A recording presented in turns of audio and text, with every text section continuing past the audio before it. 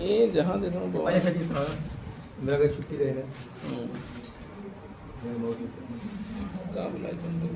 हाँ छुट्टी अनुराग बोले बुलाए। चलिए समझते हैं हम लोग बायोसेवर्ट नियम और कूलॉम नियम में तुलना। सबसे पहली चीज, अगर आप लोग के पास यहाँ जगह हो तो बायोसेवर्ट का फॉर्मूला भी लिख सकते हो। छोटा सा dV इक्वल टू क्या होता है, म्यू नॉट बाई 4 पाई क्या सौरभ बोला तो ideal sine theta by r square. ठीक है, 10-5 बार बोल लोगे तो पता है जुबान हो जाता है, कभी जरूरत पड़ेगी खड़ाक से नहीं पाओगे। और यहाँ से बैतुछेद का फॉर्मूला क्या होता है, थोड़ा बताओ। 1/4 pi epsilon not q by r square होता है।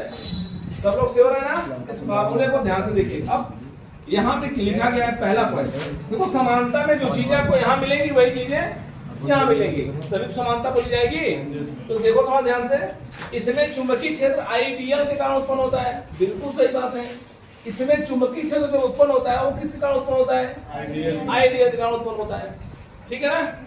इसमें वैद्युत क्षेत्र किसके कारण उत्पन्न होता है, आवेश अवयव के कारण उत्पन्न होता है। मतलब जैसी कहानी यहाँ दिख रही है, समथिंग कुछ ऐसी कहानी यहाँ भी दिख रही है, इसलिए ये दोनों आपस में क्या होंगे, समान ही होंगे। ठीक, दूसरा क्या है, इसमें चुंबकीय क्षेत्र आइडियल की क्या होता है, अनुक्रमानुपाती होता है। अनुक्रमानुपाती मतलब जैसे जैसे आप आइडियल के मान को घटाओगे बढ़ाओगे वैसे वैसे चुंबकीय क्षेत्र का मान भी घटेगा और बढ़ेगा। ये होता है अनुक्रमानुपाती। क्लियर है? तो इसमें चुंबकीय क्षेत्र आइडियल की क्या होता है, इसमें क्या, इसमें वैद्युत क्षेत्र, इसमें वैद्युत क्षेत्र किसके अनुक्रमानुपाती होता है, आवेश के अनुक्रमानुपाती होता है। क्लियर है? दो चीजें बताया, आइडियल पर निर्भर करता है, आवेश पर निर्भर करता है। दूसरा बताया अनुक्रमानुपाती होता है, इस पर आवेश अनुक्रमानुपाती होता है। कंसेप्ट बनाओ बस फॉर्मूले को लेकर के। अगला क्या हमारा, चुंबकीय क्षेत्र का मान आइडियल स्रोत से, स्रोत कौन था भाई, तो हम लोग बायोसेवर्ट लिए पढ़े थे, यहाँ पे जो छोटा सा हम लोग डीएल भाग माने थे, इसी को लोग स्रोत बोलेंगे। स्रोत का मतलब जो चुंबकीय क्षेत्र पैदा हो रहा है वो कहां से पैदा हो रहा था, यहीं से, ये लघुखंड के कारण। ठीक, इसीलिए इसको क्या बोलेंगे, स्रोत बोलेंगे। और कूलॉम नियम में हम लोग आवेश लेते थे और इसके कारण r दूरी पर क्या निकालते थे, चुंबकीय क्षेत्र का मान किसी p बिंदु पर। तो ध्यान दो, यहाँ पे स्रोत आवेश कहलाएगा, यहाँ पे स्रोत कौन कहलाएगा, डीएल भाग कहलाएगा। और यहाँ से दूरी r और यहाँ से भी दूरी r। ठीक है ना? तो थोड़ा यहाँ ध्यान तो कहाँ गया, हाँ, चुंबकीय क्षेत्र का मान आइडियल, चुंबकीय क्षेत्र का मान आइडियल स्रोत से, आइडियल स्रोत यही है ना, ये तो है आइडियल स्रोत। आइडियल स्रोत से बिंदु के बीच की दूरी, बिंदु कौन होगा भाई, स्रोत से बिंदु के बीच की, स्रोत से बिंदु के बीच की दूरी के वर्ग क्या होता है, दूरी, यहाँ देखो, दूरी के वर्ग के व्युत्क्रमण बातें है, उल्टा है। ठीक है ना? यहाँ पे अनुक्रम बातें सब यूज किया गया था इनके लिए, जबकि इसके लिए क्या यूज किया गया, व्युत्क्रमण बातें यूज किया गया। सेम टू सेम वहां भी यूज किया गया। इसमें भी वैद्युत क्षेत्र का मान स्रोत से, है ना, स्रोत से दूरी की क्या लिखा है, स्रोत से बिंदु, स्रोत से बिंदु के बीच की दूरी की क्या होता है, व्युत्क्रमानुपाती होता है। कुछ याद करने की जरूरत नहीं, बस फार्मूले को ध्यान में से रखोगे तो उसको आराम से लिख पाओगे। ठीक, अब जरूर थोड़ी मेरी भाषा में ही लिखो, आप अपनी भाषा में भी लिख सकते हो। ठीक, आगे क्या है, यह लंबी परास वाला होता है। इसका मतलब कुछ समझाया मुझे, यह लंबी परास वाला होता है। बोलो इसका मतलब क्या समझते हो?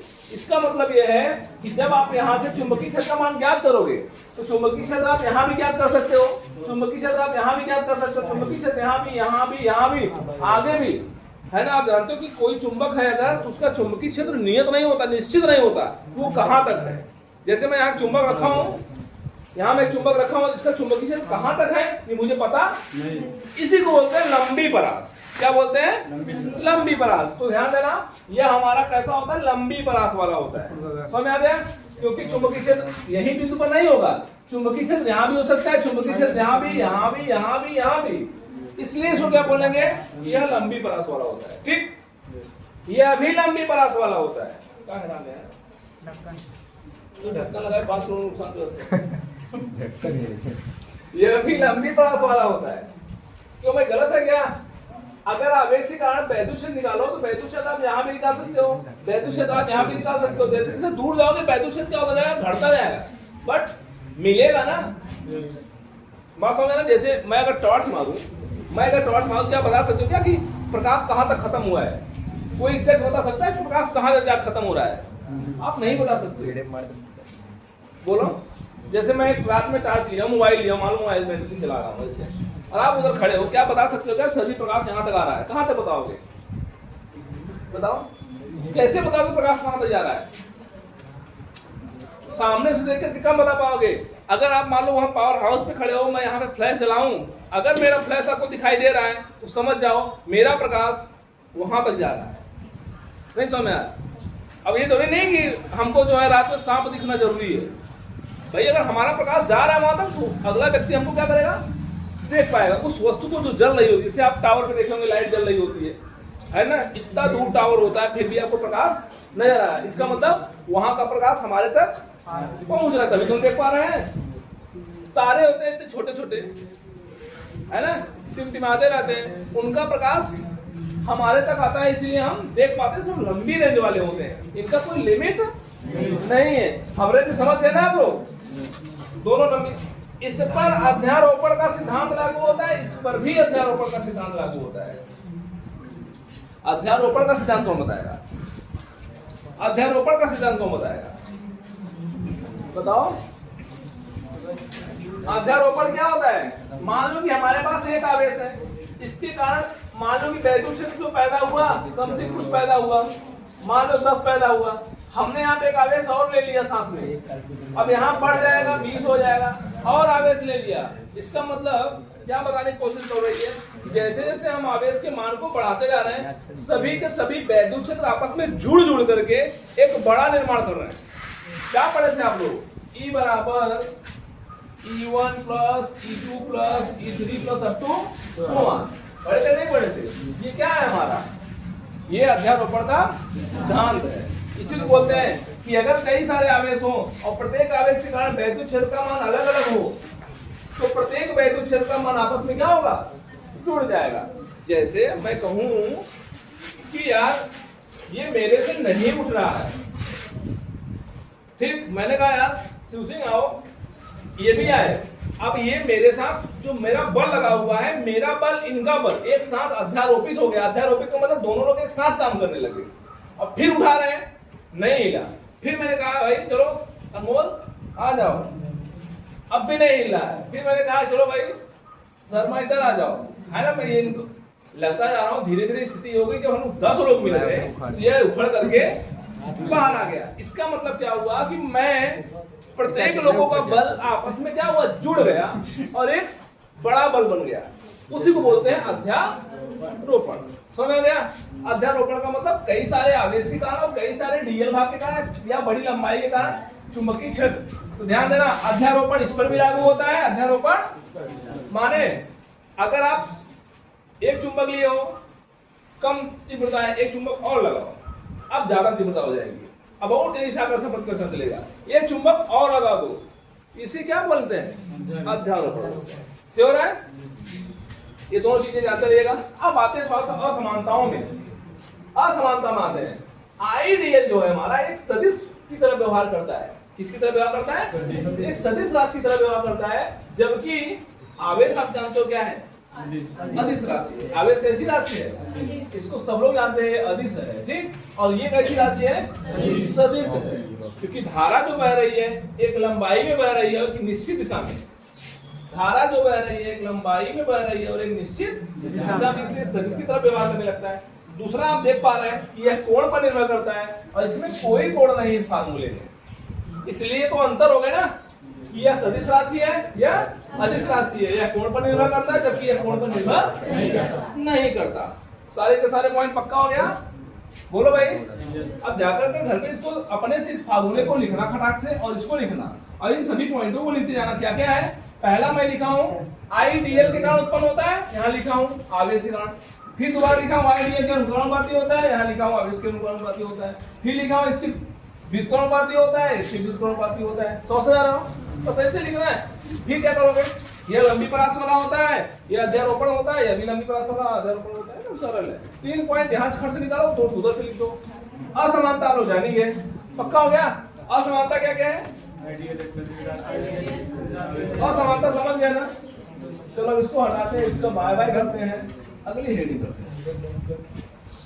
ऊपर दे अभी के चले जाती थी चलो देखो, बताओ प्रकाश की चाल को किससे व्यक्त करते हैं? हाँ, सी से। सर्वर थोड़ा देर बाद काम करता है क्या? ध्यान दो भाई, ये है साहब एप्सिलॉन नॉट, ये है साहब म्यू नॉट, और ये क्या है? इन तीनों के बीच एक फार्मूला देना है। इन तीनों के बीच क्या देना है? और ये फार्मूला अलग अलग तरीके से प्रश्न बना के पूछता है। चलो देखते हैं कैसे। चलो ध्यान से देखना, एकदम सरल है, कोई बहुत बड़ा फार्मूला नहीं है। ये है एप्सिलॉन नॉट और ये है साहब म्यू नॉट। मैं दोनों का मल्टीप्लाई कर दिया, इज इक्वल टू लगाओ। मैं एक काम करता हूँ, दोनों का गुणा करने के बाद मैं 4 पाई से भाग कर दे रहा हूँ, 4 पाई से गुणा कर दे रहा हूँ। सब लोग अच्छे समझो। इसमें क्या करता हूँ? 4 पाई से गुणा। यार एक बात बताओ, जैसे यहाँ मैं 4 लिखा हूँ, अगर मैं इसमें 10 से गुणा कर दूं, 10 से भाग कर दूं, कोई फर्क पड़ेगा क्या? नहीं, वो 4 का 4 ही है। ठीक, बस में आना बोलो यार। अब वही है, जैसे मतलब कोई, चलो बात 4 पाई क्या एप्सिलॉन नॉट, ध्यान दो। और फिर मैंने क्या किया? म्यू नॉट है ना, म्यू नॉट अपॉन 4 पाई। क्या किया मैंने? 4 पाई से गुणा किया, 4 पाई से। अच्छा बताओ, बचा तो यही है ना। अगर चाहो इसको यही बचेगा। इसका मतलब 4 पाई से गुणा और 4 पाई से भाग कर दिया। कोई बताएगा मैं ऐसा काम क्यों किया? हम 2 पाई से भी तो कर सकते थे, लेकिन हम 4 पाई क्यों लिए? क्योंकि जो 4 पाई होता है हमारा वो कांस्टेंट होता है। अब बताओ इधर 1/4 पाई एप्सिलॉन नॉट का मान कितना होता है? 9 into 10 to the power 9 होता है। बोलो, अब म्यू नॉट बाई 4 पाई का मान कितना होता है? नो, म्यू नॉट बाई 4 पाई का मान कितना होता है? 10 केवल 10 घाते माइनस 7। जब मैं केवल पूछूं म्यू नॉट का मान बताओ, तब 4 पाई कहां भेज दोगे? तब म्यू नॉट का मान क्या आ जाएगा? 4 पाई into 10 to the power -7। समझा? तो म्यू नॉट बाई 4 पाई का मान कितना होता है? इतना होता है। ये दोनों मसाला आपको यहाँ दिख रहे होंगे, दिख रहे हैं नहीं दिख रहे हैं? यहाँ 4 पाई एप्सिलॉन नॉट है, यहाँ भी 1, यहाँ 1 है, लेकिन यहाँ केवल 4 पाई एप्सिलॉन नॉट है। तो ध्यान दो, 1/4 पाई एप्सिलॉन नॉट बराबर इतना होता है। ठीक है, कितना? 9 into 10 पावर। अगर मैं इसको ऊपर भेज दूं, कहां चला जाएगा? नीचे। इसका मतलब 4 पाई एप्सिलॉन नॉट का मान लिखोगे तो कितना लिखोगे भाई? समझ में आ रहा? अगर 1 बटा इतना बराबर इतना, 1 बटा इतना बराबर इतना, इतना बराबर क्या होगा? 1 बटा इतना हो जाएगा। समझ में आ? 1 बटा इतना हो गया इनटू म्यू नॉट बाई 4 पाई का मान 4 पाई केवल 10 to the -7। हल करो इसको, हल करो इसको। 1/9 into 10 to the power 9 है, इसको भी भेज दो नीचे, इसको भी भेज दो नीचे। ये प्लस में हो जाएगा ना, 10 घाते क्या हो जाएगा? और 9 7 16 होता है। 1 बटा आया 9 गुणे 10 घाते 16। कोई बताएगा मुझे प्रकाश की चाल कितनी होती है? प्रकाश की चाल कितनी होती है? 10 पावर 8 मीटर पर सेकंड। हाँ,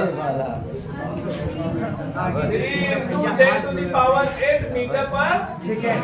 ये होता है प्रकाश की चाल। ध्यान से समझो। इसका मतलब है ये वैल्यू तो आई है epsilon naught mu naught epsilon naught mu naught epsilon naught mu not की आई। पक्का है? अब ध्यान से समझते चलो, अभी समझ में आएगा। ये मैं क्या कर सकता हूँ, थोड़ा देखो। Epsilon naught mu naught is equal to, थोड़ा मैं इसका पैटर्न चेंज कर रहा हूँ। इसको 3 लिख दे रहा हूँ, इसको 10 की घात 8 लिख दे रहा हूँ, और दोनों का क्या कर दे रहा हूँ? वर्ग। 3 का वर्ग करोगे कितना आएगा भाई? 9 आएगा, और 10 घाते 8 गुना 16 आएगा। ठीक, अब बताओ 3 गुणे 10 की घात 8 किसके बराबर होता है? प्रकाश की चाल के बराबर होता है। तो बताओ मैं जो अंदर लिखा है 3 × 10⁸ उसको मैं c लिख सकता हूँ? बिल्कुल। तो इसका मतलब है epsilon naught mu naught is equal to क्या आएगा 1/c और c का क्या वर्ग। एक संबंध तो यहाँ पे समझ में आया हमको कि अब देखो तीनों आइटम आ गए epsilon naught mu not c कैसे आया फिर से थोड़ा देखो। मैंने इसको लिया दोनों को प्रोडक्ट किया दोनों का गुणा किया फिर यहाँ पे 4π से गुणा किया 4π से क्यों 4π से ही किया क्योंकि हमारे पास जो फार्मूले होते हैं वो 4π वाले ही होते हैं इसलिए हमने क्या किया 4π से गुणा किया 4π से भाग किया। इसका मान इतना होता है इसका मान ये दोनों मिला के दोनों को सबमिट किए यहाँ पे रखे नीचे गया ऐड हुआ समथिंग ऐसा बना पावर को हमने होल के फॉर्म में लिख दिया ये वैल्यू आ गई सी के फॉर्म में। ठीक epsilon naught mu naught is equal to 1/c का क्या बोलो कोई दिक्कत इतना। अब ये फार्मूला ऐसे ही नहीं पूछता है बहुत सारे पैटर्न पूछता है कहेगा दिए गए ऑप्शन ऐसे चार्ट बनाएगा कहेगा दिए गए ऑप्शन में कौन सा गलत है या ऐसे बनाएगा देखो इसको भेज दो यहाँ इसको भेज दो यहाँ भेज सकते हो इसको यहाँ कर सकते हो ना। तो देखो c² इज इक्वल टू 1/, क्या आएगा एप्सिलॉन नॉट। अब ये जरूरी नहीं कि आपको ऐसा ही दिखे आपको कैसा दिख सकता है ऐसे भी दिख सकता है ध्यान देना म्यू नॉट एप्सिलॉन नॉट सही लिखा हूं। इसका स्क्वायर हटाओगे पूरे का रूट लगेगा एक का रूट एक ही होगा और इसका रूट यही होगा रूट लगा दोगे ठीक है ना। अब क्या होगा और कुछ ये ध्यान दो ये हो गया हमारा इसके बीच संबंध c इक्वल टू 1/√ओवर म्यू नॉट एप्सिलॉन नॉट। अब मुझे बताओ अब पता है यही नहीं आपसे पूछा है कि बताओ एप्सिलॉन नॉट ऐसे पूछा है आपसे √μ0 एप्सिलॉन नॉट का मात्रक बताओ एकदम से पागल करके रख देता है। μ0 एप्सिलॉन का मात्रक बताओ बीमा पूछ लेता है क्या बताओगे कैसे बताओगे √μ0 एप्सिलॉन का मात्रक पूछे कैसे निकालोगे बोलो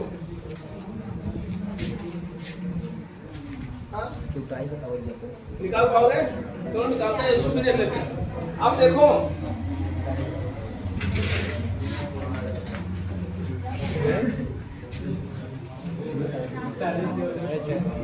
देखते जाओ सब लोग समझते जाओ कैसे कैसे यहाँ से पैटर्न के सवाल मतलब अगर आपके ऑप्शन में ऐसा दिखे तो भी सही है आपके ऑप्शन में ऐसा दिखे तो भी सही है आपके ऑप्शन में ऐसा दिखे तो भी सही है समझते जाओ। मतलब अब दिमाग में सेटिंग है कि यहाँ से लेफ्ट राइट अप डाउन तो कुछ भी कर सकता है ठीक है ना।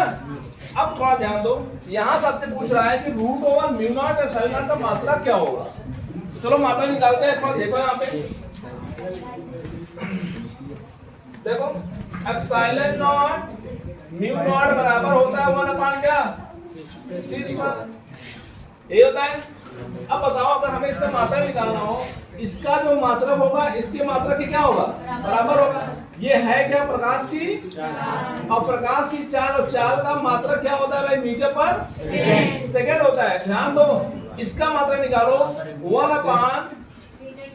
1/मीटर/सेकेंड है स्क्वायर है तो यहाँ भी स्क्वायर लगाओ यहाँ भी स्क्वायर लगाओ सही है समझो तब कर पाओगे। 1/c था हमने इसका मात्रा रख दिया c का जो मात्रक इसका हल करने पे आएगा वो किसका मतलब होगा एप्सिलॉन नॉट म्यू नॉट का होगा। तो चलो करो इसको भेज दो कहाँ ऊपर भेज दो तो सेकंड कहाँ चला जाएगा ऊपर जब कैसे हल होगा कितना आ जाएगा मीटर² और सेकंड घात -2 नहीं होगा इसको भेजो है ना क्या होगा ये बताओ ये होगा ये होगा दोनों ये होगा कि ये होगा चेक करो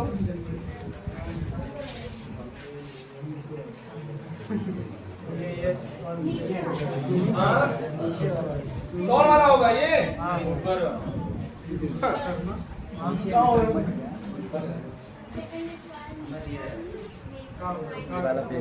ये वाला बताओ यार नहीं बता हल नहीं कर पाते हो गणित थोड़ा हल करो ऊपर ही तो भेजना है तो बताओ ये वाला सही होगा ऊपर रहेगा कि ये वाला सही होगा ऊपर? नीचे वाला। कैसे नीचे वाला होगा?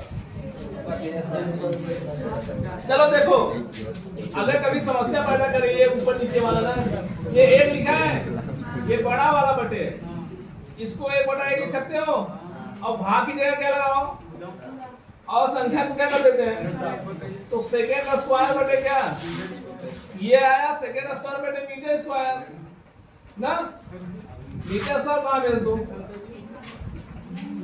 समझ आया? इस तरीके से हमारा मात्रक क्या आएगा, एप्सिलॉन नॉट म्यू नॉट का मात्रक क्या आएगा, बोलो, सेकेंड ऐसे लिखो, मीटर घात -2 सेकेंड स्क्वायर, ये इसका मात्रक हो जाएगा। बीमा अगर कोई पूछे क्या बताओगे, बीमा भी पूछ लेता है, इसी को देख के बीमा बताओ, ये दूरी है ना, ये दूरी है, दूरी की बीमा यल होती है, तो यल होता है घात 2 है तो 2 लगाओ, ये समय है ना, समय की बीमा टी होती है, घात 2 है तो 2 लगाओ, ये बीमा हो गई इसकी, समझ आया? अब यहाँ बवाल मचा देता है, क्या जानते हो, कहेगा इसकी बीमा मात्र छोड़ो, तुम इसकी बीमा मात्र बताओ, तो क्या करोगे, यहाँ रूट लगा दोगे धड़ाम से, जैसे ही रूट लगाओगे, जैसे ही रूट लगाओगे, ये रूट हटेगा स्क्वायर हटेगा, जब स्क्वायर हटेगा रूट हटेगा तो बचेगा क्या भाई, यही तो बचेगा ना, माइनस वाले में घात लगाना, लेकिन प्लस वाले में घात लगाने की जरूरत नहीं है। तो मेरा मतलब क्या है, वो किसी भी तरीके से आपसे पूछ सकता है, और सब पूछा है, आप सीरीज खोलना, आंसर खोलना, समझ जाओ, यहू पूछा है, यहू पूछा है, यहू पूछा है, यहू पूछा है, मात्रा पूछा है, बीमा पूछा है, रूट पूछा है, इतनी बार वही प्रश्नों घुमा घुमा करके पूछा है, समझ आ रहा ना? तो आप ये जानते रहोगे तब सही से करोगे कि रूट ओवर क्या होगा, म्यू नॉट और एप्सिलॉन नॉट हमारा, इसका रूट निकालोगे क्या होगा, मान लो ये बताओ इसकी बीमा क्या होगी, इसकी बीमा क्या होगी, कैसे निकालोगे, फिर इसी का क्या कर दोगे, रूट निकालोगे, भाई ये तो आया है, इसका आया है ना, जब रूट लगाओगे तो रूट इस पर भी तो लगेगा, इस पर रूट लगाओगे जहाँ रूट नहीं लगेगा, यहाँ भी रूट लग जाएगा, जब रूट लगेगा क्या हो जाएगा, L-1, अब वो लगाओ चाहे, लेकिन माइनस वाले के लिए समझ में आया? चलो छाप लो।